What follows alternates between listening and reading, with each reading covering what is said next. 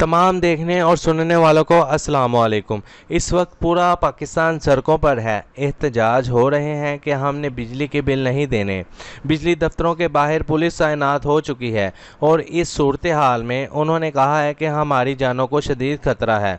जो meter reader आएगा उसने कहा है मुझे मार पड़ेगी, लिहाजा या तो हमारे साथ पुलिस भेजें या हमें कोई ऐसा इंतज़ाम करके दें। हमने अब किसी सूरत हाल नहीं जाना। लोग हमें मार रहे हैं, लोगों की आंखों में खून उतरा हुआ है। अब मसला क्या है कि पूरा पाकिस्तान सड़कों पर है। उन्होंने कहा है कि हमने बिजली के बिल नहीं देने। सबसे बड़ी बात कि मसाजिद में ऐलान हो रहे हैं। इसका सलूशन क्या है? सलूशन दे दिया है ईरान ने, वो भी कमाल का सलूशन। ईरान के सफ़ीर ने कहा है कि हम पाकिस्तान के तमाम मसाइल हल करने को तैयार हैं। 15 दिन के अंदर पाकिस्तान के तमाम मसाइल हल हो जाएंगे। कैसे? उन्होंने कहा है सस्ती बिजली हम आपको देंगे, सस्ती गैस हम आपको देंगे, पेट्रोल सस्ता चाहिए हम आपको दे देंगे। ये 3 चीज़ें हम आपको दे देते हैं, आप लेने वाले बने। हमारे बॉर्डर से तमाम चीज़ें आपके मुल्क में आ जाएंगी, आप लेने की तैयारी करें। हम आपके मुल्क के तमाम मसाइल हल कर देंगे। ये मेन 3 मसले हैं, हम हल करने को तैयार हैं। हुआ यूँ कि अफ़गानिस्तान में तेल की कीमतें नीचे चली गई हैं, बहुत ज़्यादा नीचे। उन्होंने एक काम तो ये किया है कि ईरान से मुआहदा किया, दूसरा पाकिस्तान के अंदर अपना पेट्रोल निकला हुआ है। तो उन्होंने कहा है कि आप ये चीज़ें ले लें, हम आपको देने के लिए तैयार हैं। बिजली भी आपकी सस्ती हो जाएगी, गैस भी, पेट्रोल भी सस्ता हो जाएगा। ये 3 चीज़ों की कीमत नीचे जाएगी तो मुल्क आपका खुशहाल हो जाएगा। 15 दिन के अंदर अंदर पाकिस्तान के तमाम महंगाई के क्राइसिस ख़त्म हो जाएंगे। बताएं, आप लेने के लिए तैयार हैं? इनको पता है कि आपके मुल्क में 40% स्मगलिंग का तेल ईरान से आ रहा है। आप कभी कोयटा में जाएं, जिस तरफ से बॉर्डर लगता है वहां पर जाकर तेल की कीमतें देखें। किसी जगह 170, किसी जगह 180, किसी जगह 210, लेकिन आम पाकिस्तानियों को क्यों 300 के करीब मिल रहा है? इसकी वजह यह है कि वो जो बेनिफिट है वो आवाम तक नहीं पहुंच रहा। वो चंद लोग बैठकर खा रहे हैं जो जायदादें बाहर बना रहे हैं। ईरान ने जो देखा है कि भाई आप लोग ब्लू कलर की गाड़ियाँ जो लेकर जाते हैं, इसमें पेट्रोल भर भर कर लाते हैं। इस सारी सूरत हाल में आपको इतना ही शौक चढ़ा हुआ है तो आप हमसे क्यों नहीं ले लेते? हमसे ले लें, 40% तो आ रहा है, हम ऑफिशियली तरीके से देने को तैयार हैं। आप 100% ले लें।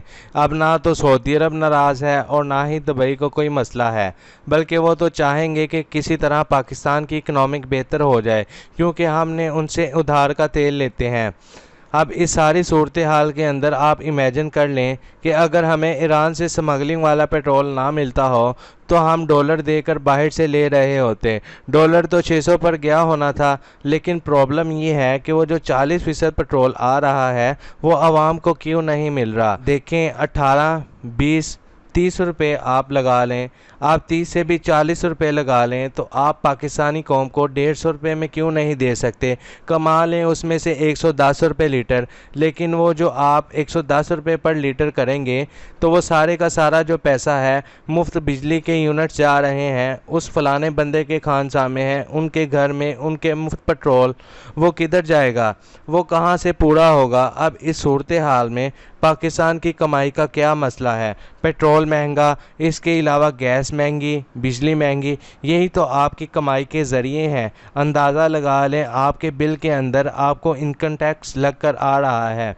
आपका मालिक मकान मर चुका है, आपको पता ही नहीं। आप जिस घर में जा रहे हैं, पता नहीं मालिक मकान ने कभी इनकम टैक्स दिया है कि नहीं दिया, वो मर गया है। कभी दुनिया में आपने सुना है कि आप कभी किसी घर में किराएदार हैं और मालिक मकान मर चुका है, इसके दादा के नाम पर घर था और वो मुर्दा है, आप इस मुर्दे से इनकम टैक्स ले रहे हैं? दुनिया में आपने इतनी बेशर्मी ना देखी होगी ना सुनी होगी। बताएं ज़रा कि मरने वाला भी टैक्स दे रहा होता है। यानी एक बंदा मर गया है, उसका इनकम टैक्स, भाई उसकी इनकम क्या है? वो मर खप गया है, कब्र में लेटा हुआ है, आप उससे भी टैक्स ले रहे हैं। और वो टैक्स भी कौन पे कर रहा है?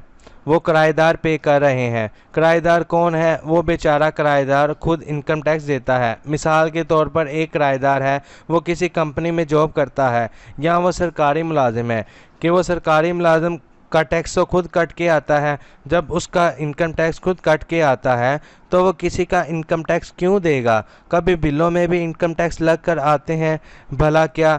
और फिर जो फ्यूल एडजस्टमेंट, वो जी जो 6 महीने पहले किसी ने तेल इस्तेमाल किया था उसके पैसे आप पे करेंगे। आप 6 महीने पहले किसी रेस्टोरेंट में खाना खाने के लिए गए हैं तो इसका 4000 बिल पे किया तो 2000 रुपये और पे करेंगे 6 महीने के बाद। कभी ऐसा भी कहीं हुआ है? ये आपके मुल्क की सूरत हाल है।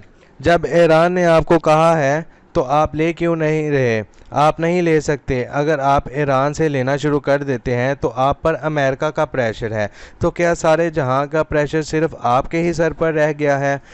तुर्की S-400 की पाबंदी लगाई, वो खड़े हो गए। भारत पर उन्होंने धमकी दी, वो खड़े हो गए। मोहम्मद बिन सलमान को अमेरिका ने क्या कम धमकियां दी हैं? इसने जाकर कह दिया कि हमें तुम्हारी ज़रूरत भी नहीं है। इस सारी सूरत हाल में हम पर और क्या पाबंदियां लगेंगी? पाबंदियां लग लग के मुल्क कब्र में जा पहुंचा है। अगर पाबंदियां लग भी जाती हैं, पेट्रोल ही है ना, वो तो हम ले लेंगे। ईरान से लें पेट्रोल गैस, उससे लें बिजली लें, ये 3 चीज़ें ही तो चाहिए, बाकी तो सब कुछ आप लोग ले ही लेते हैं। दोस्तों, ये थी आज की वीडियो। जल्द ही मुलाकात होगी अगली वीडियो में। तब तक अपना, अपने घर वालों का, दोस्तों का ख्याल रखें। शुक्रिया।